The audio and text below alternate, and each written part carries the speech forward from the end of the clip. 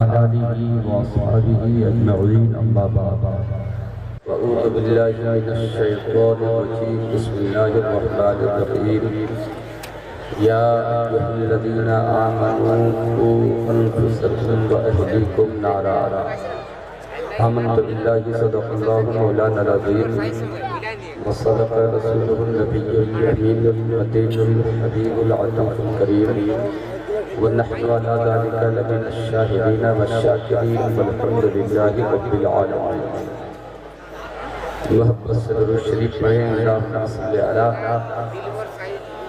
سیدنا و مولانا صلی علیہ صلاة و سلام علیہ یا رسول اللہ صلی اللہ علیہ وسلم آپریٹر صاحب اس کو کرو کیجئے ایک بار اور شریف پڑھیں اللہم صلی علی سیدنا و مولانا محمد و علی آلہ سیدنا و مولانا محمد بارک وسلم صلو علیہ صلاة و سلام علیہ یا رسول اللہ یا حبیب اللہ صلی اللہ علیہ وسلم ذرا اور ایک کیجئے آپریٹر صاحب ایک بار اور درود شریف پڑھیں اللہم صلی علی سیدنا و مولانا محمد و علی آلہ سیدنا و مولانا محمد بارک وسلم صلو علیہ صلاة و سلام علیہ یا رسول اللہ یا حبیب اللہ صلی اللہ تعالی علیہ وسلم تیرے ہی نام سے ہر ابتدا ہے تیرے ہی نام تک ہر انتہا ہے تیرے ہی نام سے ہر ابتدا ہے تیرے ہی نام تک ہر انتہا ہے تیری حمد و ثنا الحمدللہ کہ تو میرے محمد کا خدا ہے صلی اللہ علیہ وسلم محمد مصطفیٰ کو جانتا ہوں محمد مصطفیٰ کو مانتا ہوں وسیلے سے جناب مصطفیٰ کے خدا کو جانتا پہچانتا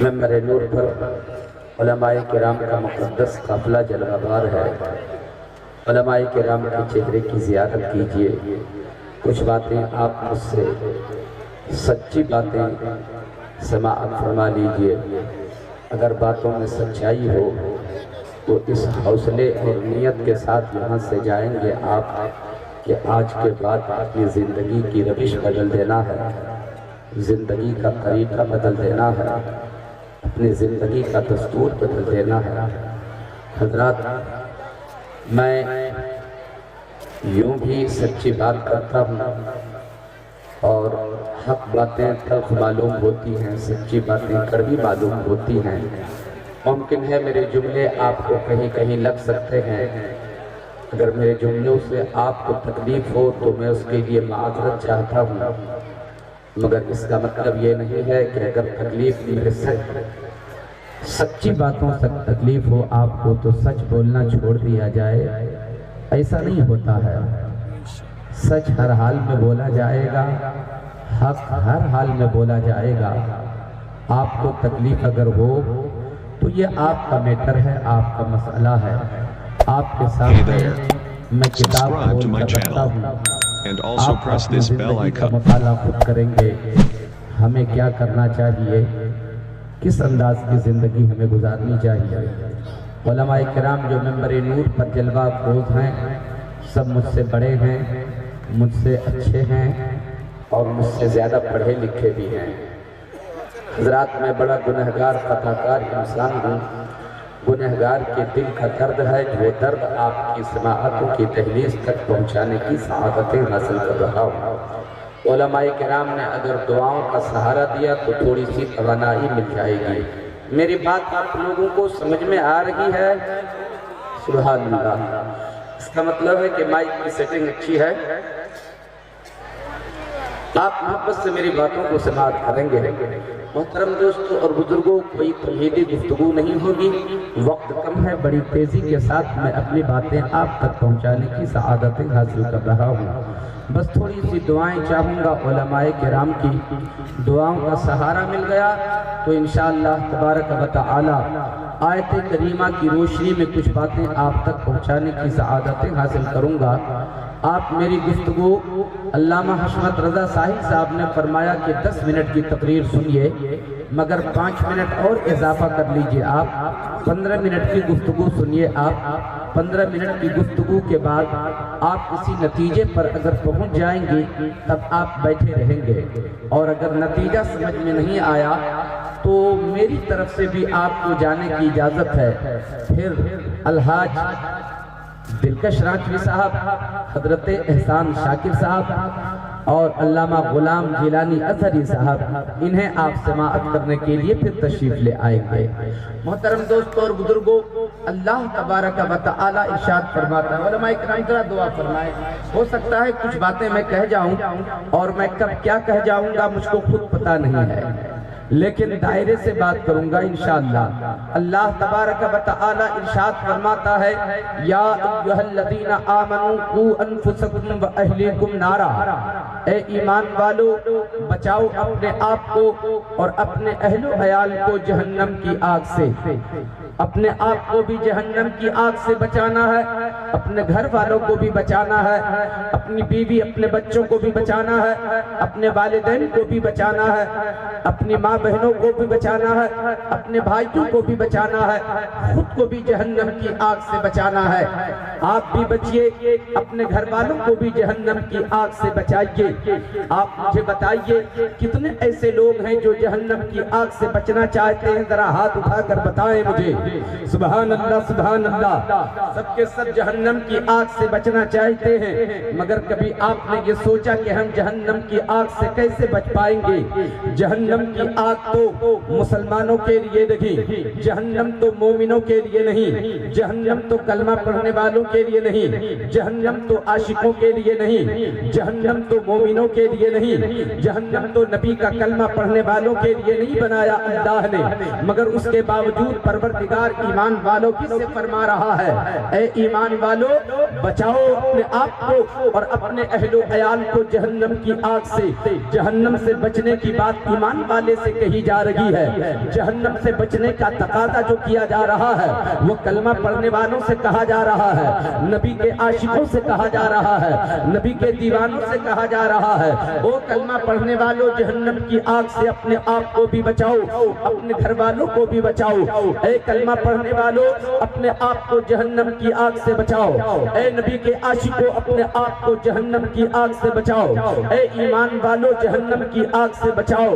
میں نے عالم تصور میں سوال کیا، اے میرے مالک، میرے پالنہار، میرے پروردگار، تو نے مسلمانوں کے لیے جہنم بنایا ہی نہیں ہے، جہنم تو بنایا کفار کے لیے، جہنم بنایا مشرکین کے لیے، جہنم بنایا منافقین کے لیے، جہنم بنایا گستاخوں کے لیے، ایمان والوں کے لیے تو جنت بنایا ہے، کلمہ پڑھنے والوں کے لیے جنت بنایا ہے، نبی کے عاشقوں کے لیے جنت بنایا ہے، نبی کے دیوانوں کے لیے جنت بنایا ہے، تو پھر مسلمانوں سے جہنم سے بچنے کی بات فرما رہا ہے۔ تو جواب ملتا ہے، نادان تجھے پتہ نہیں ہے، تم کلمہ پڑھتے ضرور ہو، تم نبی کے عاشق ضرور ہو، تم نبی کے دیوانے ضرور ہو، تم مومن ضرور ہو، مگر تم کو سمجھنا چاہیے مومن کا تقاضا کیا ہے، ایمان کا تقاضا کیا ہے، کلمے کا تقاضا کیا ہے، عاشقی کا تقاضا کیا ہے، دیوانگی کا تقاضا کیا ہے۔ ایمان کا تقاضا یہ ہے، جو ایمان والا ہوتا ہے وہ بے نوازی نہیں ہوتا ہے، جو نبی کا دیوانہ ہوتا ہے وہ شرابی نہیں ہوتا ہے، جو ایمان والا ہوتا ہے وہ زناکار نہیں ہوتا ہے، وہ تہجد گزار ہوتا ہے، وہ تقوی شعار ہوتا ہے، وہ نبی کا وفادار۔ کو بہت ہے، ایک کو کم کی طرح۔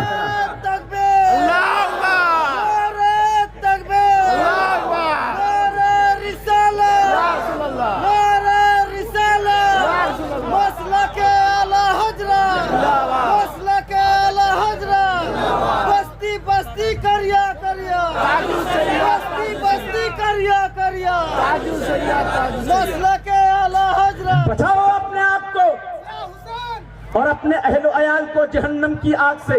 آپ لوگ نعرہ کم لگائیے گا، سنیے زیادہ، وقت کم ہے، کچھ باتیں مجھے کر لینے دیجئے، محبت سے سنیے۔ باتیں اچھی لگے تو اس پہ عمل کیجئے، اسی میں آپ کی بھلائی ہے۔ اے ایمان والو، بچاؤ اپنے آپ کو اور اپنے اہل و عیال کو جہنم کی آگ سے۔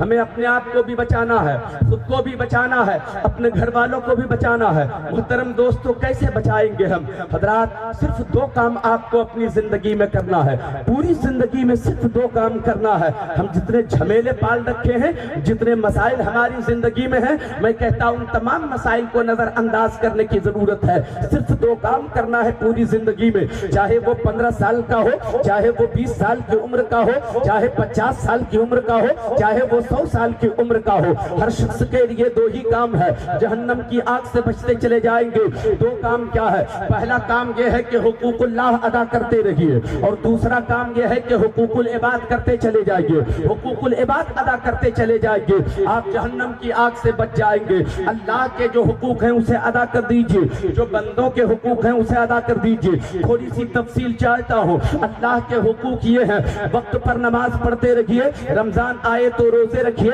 پیسے ہو تو حج کو چلے جائیے، زیادہ دولت ہو تو زکوٰۃ ادا کرتے رہیے، غریبوں کی مدد کرتے رہیے، اللہ کی تسبیح و تحلیل کرتے رہیے، اللہ کی بڑائی بیان کرتے رہیے، اللہ کی کبریائی بیان کرتے رہیے۔ اللہ کے حقوق ادا ہوتے چلے جا رہے ہیں۔ اب دوسرا کام کیا ہے؟ دوسرا عمل کیا ہے؟ حقوق العباد ادا کرنا ہے، ہمیں بندوں کے حقوق ادا کر دینا ہے۔ تیسرا کوئی کام زندگی میں کرنا ہی نہیں ہے، 2 ہی کام تو کرنا ہے، اللہ کے حقوق ادا کرنا ہے، دوسرا کام یہ ہے کہ حقوق العباد ادا کرنا ہے۔ بندوں کے جو حقوق ہیں اس کو ادا کر دو، جو باپ کا حق ہے اسے دے دو، جو ماں کا حق ہے اسے دے دو، جو بھائی کا حق ہے اسے دے دو، جو بہن کا حق ہے اسے دے دو، جو پڑوسی کا حق ہے اسے دے دو، جو پیر کا حق ہے اسے دے دو، جو استاد کا حق ہے اسے دے دو۔ پیر اپنے مرید کا حق ادا کر دے، مرید اپنے پیر کا حق ادا کر دے، استاد شاگرد کا حق ادا کر دے، شاگرد استاد کا حق ادا کر دے، ماں بیٹی کا حق ادا کر دے، بیٹی ماں کا حق ادا کر دے، باپ بیٹے کا حق ادا کر دے، بیٹا باپ کا حق ادا کر دے، شوہر بیوی کا حق ادا کر دے، بیوی شوہر کا حق ادا کر دے۔ محترم دوستوں اور بزرگوں سنو، مگر سچی بات یہ ہے، نہ آج کا پیر اپنے مرید کا حق ادا کرتا ہے، نہ آج کا مرید اپنے پیر کا حق ادا کرتا ہے، نہ آج کا استاد اپنے شاگرد کا حق ادا کرتا ہے، نہ آج کا باپ اپنے بیٹے کا حق ادا کرتا ہے، نہ آج کی ماں اپنی بیٹی کا حق ادا کرتا ہے، نہ ایک شوہر اپنی بیوی کا حق ادا کرتا ہے۔ ہر شخص حق تلفی کر رہا ہے، ہر شخص ایک دوسرے کا حق مار رہا ہے۔ میرے دوستوں اور بزرگوں، یہی وجہ ہے کہ پروردگار فرما رہا ہے، اے ایمان والو، بچاؤ اپنے آپ کو اور اپنے اہل و عیال کو جہنم کی آگ سے۔ ہم پیر ہو گئے تو کیا ہوا، ہم عالم ہو گئے تو کیا ہوا، ہم استاد ہو گئے تو کیا ہوا، ہم امام ہو گئے تو کیا ہوا؟ محترم دوستوں اور بزرگوں، حق ادا کرتے چلے جاؤ۔ اگر آپ نے بندوں کا حق ادا نہ کیا تو قیامت کے دن آپ کو پکڑ لیا جائے گا۔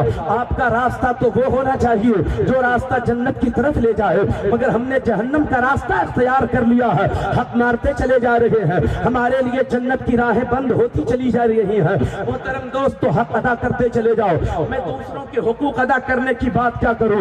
آج کا شوہر جو انسان، آج کا شوہر جو سب سے زیادہ محبت کی بات کرتا ہے، میں اپنی بیوی سے بہت محبت کرتا ہوں، میں اپنے بیٹوں سے بہت محبت کرتا ہوں، مگر میں کہتا ہوں نہیں غلط ہے۔ ایک بیوی کا حق ادا نہیں کر رہا ہے آج کا شوہر، ایک باپ اپنے بیٹے کا حق ادا نہیں کر رہا ہے۔ آج تو مختلف حضرات تشریف لاتے ہیں مدرسے میں، امام صاحب کے پاس، ایک عالم کے پاس، کہتے ہیں حضرت کیا بتاؤں، میں تو لٹ گیا، میں تو برباد ہو گیا، میرا بیٹا تو میرا حق ہی ادا نہیں کر رہا ہے، میرا بیٹا حق ادا نہیں کرتا، کیا کیا جائے؟ کوئی تعویذ دے دیجئے، کوئی نسخہ دے دیجئے۔ مگر آپ کا یہ گنہگار خادم عرض کرتا ہے، اے بیٹوں کے حقوق مانگنے والوں، آپ بیٹوں سے اپنے حقوق بعد میں وصول کریں گے، پہلے اپنے بیٹوں کا حق ادا کرو، تب اپنے بیٹے سے اپنا حق مانگو۔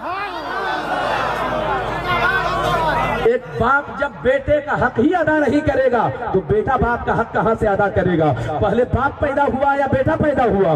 جو پہلے پیدا ہوا وہ پہلے حق ادا کرے گا۔ محترم دوستو، آج دیکھو بیٹے کا حق کیسے مارا جا رہا ہے۔ گناہ ایسے جنم نہیں لیتے، شرابی لوگ ایسے نہیں ہو جاتے، جواری لوگ ایسے نہیں ہو جاتے، بدکار لوگ ایسے نہیں ہو جاتے، بدتمیز اور بے ادب ایسے ہی لوگ نہیں ہو جاتے۔ جب ایک باپ اپنے بیٹے کا حق مارتا ہے تب بیٹا بگڑ جاتا ہے، تب بیٹا شرابی ہوتا ہے، تب بیٹا جواری ہوتا ہے تب بیٹا گنہگار ہوتا ہے۔ محترم دوستوں اور بزرگوں، میں ایک بات آپ سے پہلے پوچھ لوں، آج کے معاشرے میں بولیے شرابی لوگ جی رہے ہیں کہ نہیں جی رہے ہیں؟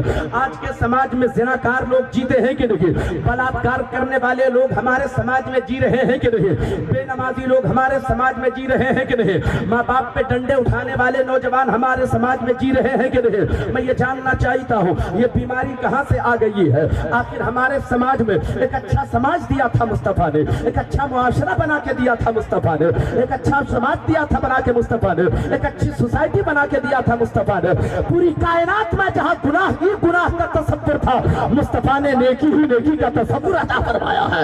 ہر معاشرہ نیکیوں کا ہو گیا تھا، لیکن آخر ہمارے سماج میں یہ گناہگاروں کی جماعت کہاں سے آ گئی ہے؟ یہ شرابیوں کی جماعت کہاں سے آ گئی ہے؟ یہ بے ادبوں کی جماعت کہاں سے آ گئی ہے؟ یہ بدتمیزوں کی جماعت کہاں سے آ گئی ہے؟ تو جواب دینا پڑے گا آپ کو، آخر یہ بیماری کیسے آئی؟ حضرات، جب باپ نے بیٹے کا حق مارا ہے تب شرابی پیدا ہوا ہے، تب کوئی جواری پیدا ہوا ہے، تب کوئی بے ادب ہوا ہے۔ محترم دوستو، تھوڑا اور قریب کرتا ہوں میں آپ کو، تب بات سمجھ میں آئے گی۔ ابھی 15 منٹ نہیں ہوئے ہیں، 15 منٹ آپ میری باتوں کو سن لیجئے تب بات سمجھ میں آئے گی۔ آج میری گفتگو کا عنوان ہے اسلام میں اکل حلال کی اہمیت، یہ میری گفتگو کا عنوان ہے۔ آپ پوری تقریر سن لیں تو یہاں سے تشریف لے جائیں گے آپ، اور میرے بعد پھر انشاءاللہ ایک بلبلہ انگیز خطاب بھی آپ کو سماعت کرنا ہے۔ بغیر حضرت غلام جیلانی ازہری صاحب کو سنے مت جائیے گا، ورنہ بہت پچھتائیے گا آپ لوگ۔ ایک بار ذرا محبت سے درود شریف پڑھ لیں۔ اللہم صلی علی سیدنا و مولانا محمد بارک وسلم، صلو علیہ صلاۃ و سلام علیک یا رسول اللہ یا حبیب اللہ صلی اللہ تعالی علیہ وسلم۔ محترم دوستوں اور بزرگوں، ایک باپ جب بیٹے کا حق مار دیتا ہے، ایک ماں جب بیٹی کا حق مار دیتی ہے، تب کوئی معاشرے میں گنہگار جنم لیتا ہے۔ آپ کہیں گے ایسا کیسے؟ باپ جب بیٹے کا حق مارے گا تب گنہگار کیسے ہوگا؟ میں آپ سے کہنا چاہتا ہوں پیارے مسلمانوں، آپ اپنے بیٹوں کا حق ادا کرتے چلے جاؤ، اپنی بیوی کا حق ادا کرو۔ نہ بیوی کا حق ادا کر رہے ہو، نہ اپنے بیٹوں کا حق ادا کر رہے ہو۔ جب ایک باپ اپنے بیٹے کا حق ادا کرے گا، جب ایک شوہر اپنی بیوی کا حق ادا کرے گا، سماج سے گناہوں کا خاتمہ ہو جائے گا، معاشرے سے گناہوں کا خاتمہ ہو جائے گا۔ آپ کہیں گے مولوی صاحب جلدی بتائیے آخر ایسا کیسے ہو رہا ہے؟ باپ کہاں حق غلطی کر رہا ہے؟ میں آپ سے پوچھنا چاہتا ہوں، آپ یہی کہیں گے نا میرا بیٹا تو سدھرا ہوا ہے، میرا بیٹا تو راستے پہ ہے، میرا بیٹا تو نماز بھی پڑھتا ہے، میرا بیٹا تو تلاوت بھی کرتا ہے، مگر ہم نے دیکھا ہے تیرا بیٹا نماز تو پڑھتا ہے مگر تلخ باتیں بھی کیا کرتا ہے، وہ بدتمیزی بھی کرتا ہے، وہ بے ادبی بھی کرتا ہے۔ آخر یہ بیماری ان کے اندر کہاں سے آ گئی؟ آؤ پیارے مسلمانوں، حق مارا چلا جا رہا ہے۔ ایک باپ اگر بیٹے سے اپنا حقوق وصول کرنا چاہتا ہے تو پہلے اپنے بیٹوں کے حقوق ادا کر دے۔ آپ یہ چاہتے ہیں، آپ مجھ سے یہ سوال کر سکتے ہیں مولانا صاحب عجیب بات کر رہے ہیں آپ، پہلی بار میرے محلے میں آئے، آپ کو کیا معلوم کہ ہم نے اپنی بیوی کا حق مارا ہے، ہم نے اپنے بیٹوں کا حق مارا ہے؟ آپ کو پتہ نہیں ہے 1000 روپے میٹر کے کپڑے میرے بیٹے پہنا کرتے ہیں، میں نے اپنی بیوی کو 2000 5000 10000 کی ساڑی پہننے کے لیے اسی سال کی عید میں دیا ہے۔ آپ کو کیسے پتا چل گیا کہ حق نہیں میں نے ادا کیا ہے؟ یہ حق نہیں ادا کیا تو کیا کیا؟ 10000 کی ساڑی پہنایا ہے، بیٹا اسکول جاتا ہے 4 ویلر سے جاتا ہے، بیٹا کھاتا ہے تو کاجو کشمش بادام ہی کھایا کرتا ہے، پھر میں نے کیسے حق ادا نہیں کیا؟ حضرات یاد رکھنا، آپ یہ تصور کر رہے ہو کہ میں نے کاجو کشمش بادام کھلایا ہے، 2000 روپے میٹر کے کپڑے پہنایا ہے، اپنی بیوی کو 2000 5000 کی ساڑی پہنایا ہے تو حق ادا ہو گیا؟ یاد رکھنا، حق کو ادا جب ہوتا آپ اپنے بیٹے کو حلال کمائی کھلائے ہوتے، اپنی بیوی کو محنت کی کمائی کھلائے ہوتے تو حق ادا ہوتا۔ بیٹوں کو حرام کھلایا، بیٹوں کا حق مار دیا۔